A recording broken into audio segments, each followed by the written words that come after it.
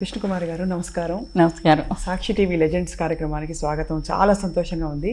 మిమ్మల్ని చూస్తుంటే ఆ పాటే గుర్తొస్తుంది ఇప్పుడు కూడా. ఏ పాట? పులకించని మది పులకించు. చాలా మంచి పాట అది, నాకు కూడా చాలా ఇష్టం. మీ one of the best hit songs కదా అది. అయినో ఎప్పుడు రిపీట్ అవుతూ ఉంటుంది ఎందులోనూ, టీవీల్లో అన్నిట్లో. ఎలా అనిపిస్తుంది మీకు మీ జీవితాన్ని తలుచుకుంటే? నాకు చాలా హ్యాపీ ఫీల్ అవుతాను నేను. ఎందుకంటే నాకు ఇంకా మళ్ళీ ఆ రోజులు వస్తే బాగుంది అనిపిస్తుంది. చాలా సార్లు అనుకుంటా ఫ్లాష్ బ్యాక్స్ వెళ్ళిపోయి. అందులో మీరు ఒక టైంలో 3 షిఫ్ట్ చేసేవారు. 3 నెలలు 3 షిఫ్ట్స్. మేకప్ చైర్లో నిద్రపోయేదాన్ని, మేకప్ వేస్తూ ఉండేవాళ్ళు, హాయిగా నిద్రపోయేదాన్ని. మళ్ళీ వేరే వేరే గెటప్స్. ఆ రోజుల్లో 7 to 1, 2 to 9 and 9 to 5. 7 to 1 చేసి మళ్ళీ వెంటనే అసలు ఇంటికి నైట్ ఎప్పుడో 11 o'clock వెళ్ళేదాన్ని అనమాట. పొద్దున్నే లేచి స్టూడియో టు స్టూడియో జంపింగ్ అనమాట. కానీ మానేయడం కేవలం వివాహం కారణమా లేక మానేయాలని మానేశారు అప్పుడు?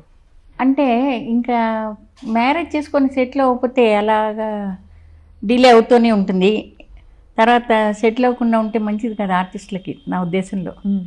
అంతే కదా, ఏమి లైఫ్ ఎలా ఎండ్ అవుతుందో మనకే తెలీదు.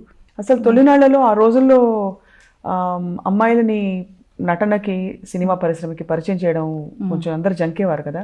మీ ఇంట్లో ప్రోత్సాహం ఉండేదా? అంటే అక్కగారు ఉన్నారు, అఫ్ కోర్స్ జానక్ గారు ఉన్నారు, 1 year ముందర ఉన్నారు ఆల్రెడీ. అవును. నేను అంటే ఆవిడకి మ్యారేజ్ అయిపోయింది, కానీ నేను మా ఫాదర్ పర్మిషన్ లేకుండా నేను చేయలేను.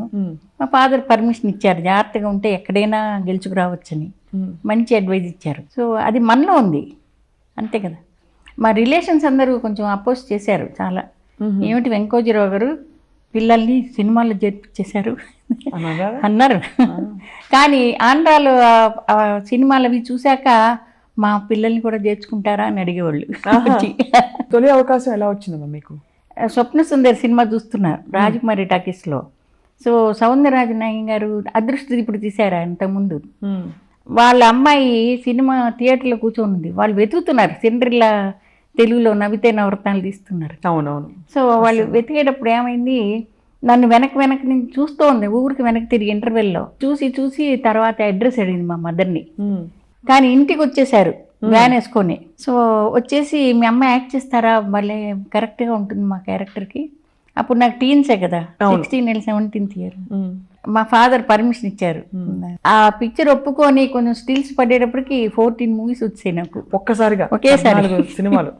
మీరు పుట్టింది వెస్ట్ బెంగాల్ అంటున్నారు, నిజమేనండి? అవును, నైహటి వెస్ట్ బెంగాల్లో.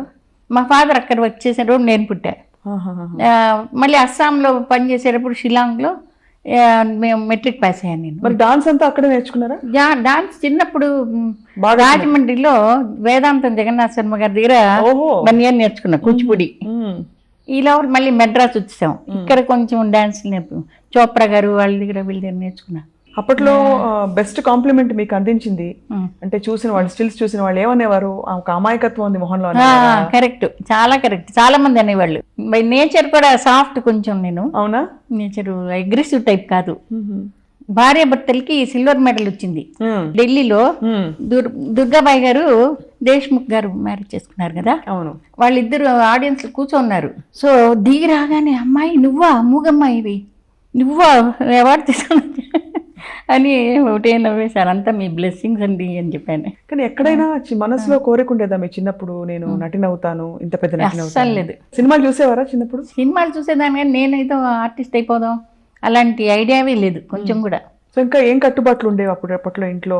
మా ఇంట్లో సంప్రదాయమైన కుటుంబం ఎలా మీరు పెరిగేటప్పుడు? ఆర్థడాక్స్ కుటుంబమే, కానీ మా ఫాదర్ చాలా బ్రాడ్ మైండెడ్. లండన్ పెళ్ళొచ్చాక పుట్టాం మేము, అందుకని ఆయన కొంచెం బ్రాడ్ మైండెడ్ అయిపోయారు. సో మళ్ళీ డిఫరెంట్ టైప్లో పెంచారన్నమాట మా అమ్మ, ముఖ్యంగా మా సిస్టర్ని, నన్ను, మా జానక్ గారిని. ఆవిడ ప్రోత్సాహం ఎంతవరకు ఉండేది మీకు సినిమాల్లో మీరు వచ్చినప్పుడు కొత్తలో? లేదు, ఆవిడ ఆల్రెడీ మ్యారీడ్ కదా, అందుకని వాళ్ళు సపరేట్గా ఉండేవాళ్ళు. నేనేమో మా మదరు తక్కిన వాళ్ళందరితో ఉండేదాన్ని. ఒకరికొకరు ఎంకరేజింగ్గా ఉండేవాళ్ళం. అయితే పోటీ పోట్లాడుకునేవారు? లేదు, పోట్లాడు చిన్నప్పుడు ఏమన్నా క్యారియర్ మోయకపోతే మా సిస్టర్ కోపం వచ్చేది. అయ్యి ముద్దు క్యారియర్ స్కూల్కి వెళ్ళేటప్పుడు. మా సిస్టర్ కొంచెం డామినేటింగ్ టైప్, నేనేమో సాఫ్ట్ రివర్స్ క్యారెక్టర్స్. కొంతకాలం అప్పుడు ఇండస్ట్రీలో మీ సమకాలీకులు వాళ్ళకి మీకు పోటీ ఉండేదా? అంటే న్యాచురల్లీ మీకు 14 సినిమాలు అలా ఉప్పెనలాగా వచ్చేసాయి. అవును, ఒక ఇయర్ 16 movies రిలీజ్ అయ్యాయి. ఏ థియేటర్లో చూసినా డిఫరెంట్ హీరోస్తో. ఆంధ్రాలో నేనే, ఎందుకంటే ఒక థియేటర్ ఓపెనింగ్కి వెళ్ళాం, కుమారి టాకీస్ ఏదో ఎన్టీఆర్ గారు నేను వెళ్ళాం ఓపెనింగ్కి. నేను స్విచ్ ఆన్ చేశాను, ఆయన థియేటర్ ఓపెన్ చేశారు. అప్పుడు చూస్తే ఆ ఊళ్ళో అన్ని థియేటర్స్లో నా బ్యానర్స్ ఉండేవి. ఏ నటీమణి మీకు బాగా దగ్గర పోటీ అని మీరు భావించారు? అంటే మీలాంటి క్యారెక్టర్స్ చేయడం, మీలాంటి బాణీలో చీరలు కట్టడం, ఎవరి దగ్గరగా మీకు పోటీ అని మీరు అనుకున్నారు? పోటీ, ఇది కెరియర్ కదా, ఇది ఎవరికి వాళ్ళు మంచి పేరు. కానీ అప్పుడు కొంచెం తక్కువ, యాక్చువల్లీ ఫ్రెండ్లీగా ఉండేవాళ్ళం చాలా వరకు. కొంత జెలసీస్ ఉంటాయి, కాంపిటీషన్ ఉంటుంది డెఫినెట్, అది లేదంటే అబద్ధం. బయటపడేవాళ్ళు కాదు ఎవరు, పైకి అయినా అట్లీస్ట్ ఫ్రెండ్లీగా ఏదో ఉండేవాళ్ళం. చిన్న ఇండస్ట్రీలో ఒక నటీమణికి హీరోలకి మధ్య విభేదాలు వచ్చిన టైంలో, ఆ టైంలో మీరు సమయానికి ఆదుకున్నారు, కరెక్ట్ టైంలో మీకు మంచి అవకాశాలు వచ్చాయంటుంటారు, నిజమేనా? చాలా కరెక్ట్. అంటే మీ దృష్టిలో మీరు అనుకున్నది కూడా అదేనా? అంటే అంత ముందే నేను ఇండస్ట్రీలో ఉన్నాను కదా, చాలా పిక్చర్లు యాక్ట్ చేస్తున్నాను. అవునవును. రామారావు గారితో ఫస్ట్ పిక్చరే వాళ్ళ అన్నిటి వాళ్ళ పిచ్చిపులు అయితే యాక్ట్ చేస్తున్నాను కదా. అవును, పిచ్చిపులే, కరెక్ట్. నాగేశ్వరరావు గారితో పెళ్లి కానుక యాక్ట్ చేశాను ఫస్ట్ పిక్చరు. తర్వాత ఇంకా భార్యాభర్తలు అవి ఒకవేళ అక్కడ ఏమన్నా వచ్చిందేమో తెలీదు, ఎందుకంటే ఇల్లరికం ఆవిడ యాక్ట్ చేస్తున్నారు కదా. అవును. నెక్స్ట్ భార్యాభర్తలు నేను యాక్ట్ చేశాను. సో అక్కడి నుంచి కంటిన్యూ అయింది పిఏపి వాళ్ళ పిక్చర్స్, పునర్జన్మ, కులగోత్రాలు అవి. అది వాళ్ళ కారణంతోనో నాకు తెలీదు మరి. మీకు ఎప్పుడు ఎవరితో మనస్పర్ధలు, అభిప్రాయ భేదాలు రాలేదా? రాలే. పబ్లిక్గా ఏమి మనసులో కష్టపడిన, ఒకవేళ పబ్లిక్గా మాత్రం మామూలుగానే ఉండేవాళ్ళం, డిప్లొమాటిక్గా వెళ్ళిపోయేవాళ్ళం కదా. ఆ రోజుల్లో గొడవలు ఇష్టం ఉండదు కదా ఎవరికి ఇష్టం ఉండదు. మళ్ళీ కలిసి యాక్ట్ చేస్తూ ఉంటాం కదా, వాళ్ళతో గొడవ పెట్టుకుంటే ఎలా యాక్ట్ చేస్తాం? మీరు మీ కోస్టార్స్ తో లేకపోతే మీ హీరోతో ముందు ప్రాక్టీస్ చేసేవాళ్ళ? ఎలా ఉండేది అప్పుడు? మీరుగా రిహార్సల్స్ చేయాలి కదా సెట్స్ లో. ఇప్పుడు హీరోస్ ఉన్నారనుకోండి, అండర్స్టాండింగ్ లేకపోతే మ్యాచ్ అవ్వదు. సో వాళ్ళు ఏమమ్మా ఇలా చేయి అని చెప్తారు, వాళ్ళు సీనియర్ హీరోస్ కదా, మేము యాక్ట్ చేస్తున్నారు చెప్తారు, కరెక్ట్ చేసేవాళ్ళు. ఇప్పుడు నాగేశ్వరరావు గారు కానీ రామారావు గారు కానీ కరెక్ట్ చేసేవాళ్ళు కొంచెం బిగినింగ్ స్టేజ్లో. తర్వాత మాకు బాగా ఎక్స్పీరియన్స్ అయిపోయి అండర్స్టాండింగ్ వచ్చేసింది. అంత బిజీగా కష్టపడుతూ మీ చీర కట్టుకో ప్రత్యేకమైన అందం. చీర ముందర రాదు నాకు. రాదా? నాగేశ్వరరావు గారు ఏం చేస్తారు, అన్నపూర్ణమ్మ గారు అన్నట్ట నాగేశ్వరరావు గారితో, ఏమిటి మీరు నేర్పకూడదా, ఆడవేషాలన్నీ వేస్తున్నారు కదా, కృష్ణమారి సరిగా చీర కట్టుకుని రాదు అని అనేవారా? అంటే చూడు అన్నపూర్ణమ్మ ఇలా అంది ఏంటండి, నాగేశ్వరరావు గారు కొంచెం నేర్పారు. యాక్చువల్లీ నేర్పండి సెట్ లో కొంచెం సరి ఇలా కట్టుకోవాలని చెప్పేవాళ్ళు. తర్వాత బాగా కట్టుకున్నాను. మీరు 2 జళ్ళు బాగా వేసేవారు కదా? నాకు చాలా ఇష్టం 2 జళ్ళు అంటే. చిన్నప్పటి నుంచి పాడదావని వేసుకొని 2 జళ్ళు వేసుకొని ఉండేవాళ్ళం. ఏ హీరోతో మీకు బాగా పేరు బాగా సెట్ అయింది అనిపించింది? నేను ఇప్పుడు రామారావు గారితోనూ నాగేశ్వరరావు గారితోనూ సెట్ అయింది బాగా. వాళ్ళిద్దరితోనూ మంచి పేరు వచ్చింది. వాళ్ళతోనే యాక్ట్ చేయండి అని రాసేవాళ్ళు నాకు లెటర్స్. అయ్యో టెరిబుల్, ఇంకెవరితో యాక్ట్ చేయకండి, వాళ్ళతోనే యాక్ట్ చేయండి. నేను మానేశాక మాత్రం నిజంగా నాకు కళ్ళమ్మ నీళ్ళు వచ్చాయి, ఎందుకంటే హయ్యెస్ట్ ఫ్యాన్ మెయిల్ వచ్చేసింది. ఎందుకు మానేశారు మాకు? అప్పటికే నేను చాలా పిక్చర్లు యాక్ట్ చేసి 110 తెలుగు పిక్చర్లు హీరోయిన్గా యాక్ట్ చేస్తున్నా కదా, ఎందుకు మానేశారు, అయ్యో మీరు యాక్ట్ చేయాలి అని లెటర్స్. అప్పుడే మనసు పీకలేదా? మళ్ళీ ఒకసారి పీకింది, ఎంత పొరపాటు చేశాను అనిపించింది. కానీ ఇంకా వెళ్ళకపోతే అసహ్యంగా ఉంటుంది, ఎందుకంటే సెటిల్ అయిపోవాలి కదా. ఇంకా తర్వాత క్యారెక్టర్ రోల్స్ బలవంతం చేస్తే కొన్ని యాక్ట్ చేశారు. తెలుగింటి అమ్మాయిగానే అందరూ మీరు తెలుగుకే చెందాలని అనుకుంటారు, కానీ అన్ని భాషలు నటించారు. హిందీలో కూడా నటించారట కదా మీరు? హిందీలో ఒక పిక్చర్ నటించాను, తర్వాత 4 పిక్చర్లు ఆఫర్స్ వచ్చాయి, కానీ నేను చేయలేదు. ఎందుకు? నాకు కొంచెం నిజం చెప్పాలంటే ప్లేన్ భయం ఉంది, అస్తమాను బాంబే వెళ్ళిపోవాలి. తర్వాత నేను ఎందుకో నాకు నచ్చిన లాంగ్వేజ్లోనే ఫ్రీగా ఫీల్ అవుతాను నేను. అందుకనే మీరు తమిళంలో కూడా ఇవ్వలేకపోయారు అంతగా?